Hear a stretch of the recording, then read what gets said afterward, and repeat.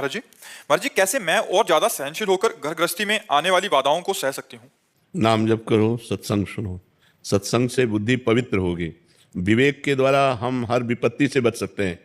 विपत्ति रहेगी पर विवेक हमारे अंदर जागृत हो गया है तो हमें बचा लेगा। हमारा अगर अंदर का चिंतन ठीक है तो हर विपत्ति हम सह सकते हैं। तो हमारे द्वारा किए हुए कर्म को हम भोग रहे हैं ना, हम ही ने तो किया है, तो किसी दूसरे ने थोड़ी किया है। तो हमने किया है, हम उसको भोग रहे हैं, तो आनंद पूर्वक भोग रहे हैं। और नाम जब चल रहा है तो हृदय आनंदित है। हृदय में आनंद है तो बाहरी कष्ट हमको परास्त नहीं कर पा रहा। ऐसे ही हमारे गृहस्थी में कर्म चलता रहता है, कभी सुख, कभी दुख, कभी समस्याएं, कभी समाधान, ऐसे बार बार चलता रहता है। ऐसा नहीं कि दुख ही दुख चलता रहता हो या सुख ही सुख चलता रहता हो। तो अगर हमारा विवेक जागृत है और हम नाम जप परायण हैं तो हम दुख के समय बच जाएंगे कि हमारे द्वारा किए हुए कर्म का ही परिणाम आया है। अब उसको सुलझ करके भोग लेते हैं और कोई ऐसी विपत्ति नहीं जिसका निदान ना हो। और हमको उसको अपने मन में राजी होना पड़ेगा।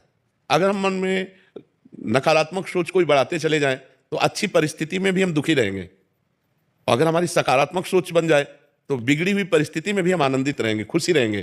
तो हर वस्तु, हर व्यक्ति, हर संबंध खुशी के लिए ही तो किए जाते हैं। हम कोई वस्तु एकत्रित करते हैं, कोई संबंध करते हैं या कोई भी व्यवहार करते हैं तो अपनी खुशी के लिए तो करते हैं। तो खुशी व्यक्ति वस्तु स्थान में नहीं है, खुशी हमारी सोच में है। एक छोटा सा बच्चा मिट्टी का खिलौना पाके खुश हो जाता है, उसकी सोच है ना उतनी, वो आपको मिले तो आप खुश नहीं होंगे क्योंकि आपकी सोच और कुछ है ना। तो अगर हमारी सोच परमानंद भगवान में है तो कौन सी परिस्थिति हमें दुख दे सकती है। परिस्थिति आती जाती है। भगवान नित्य सच्चिदानंद में, जिन्होंने एक सेकंड में अनंत ब्रह्मांडों को रच दिया, वो मेरे मालिक हैं। तो मेरी परिस्थिति का समाधान वो क्यों नहीं कर सकते हैं। तो हम खुश रहेंगे, हम आनंदित रहेंगे। तो हम हर समस्या का समाधान तभी पा सकते हैं जब हमारा चित्त भगवान से जुड़े। अगर भगवान से नहीं जुड़ेगा तो फिर तो हम आप सबसे प्रार्थना करते हैं कि हमारे जीवन में संघर्ष और समस्याएं बनी रहेंगी।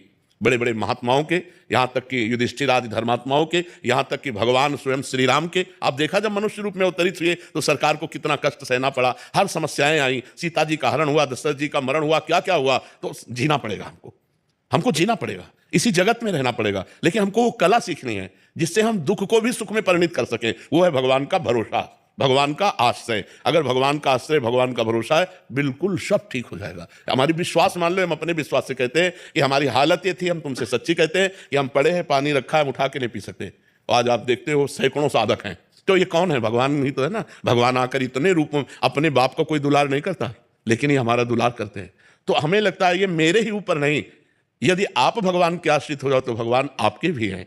लेकिन भगवान के बिना समस्या का समाधान नहीं है, ये हम आपसे जरूर कहते हैं। भगवान के बिना समस्या का समाधान नहीं है। हर समस्या का समाधान श्री भगवान है। वो अपने आप न जाने कहां से कैसे कैसे सब व्यवस्था कर देते हैं।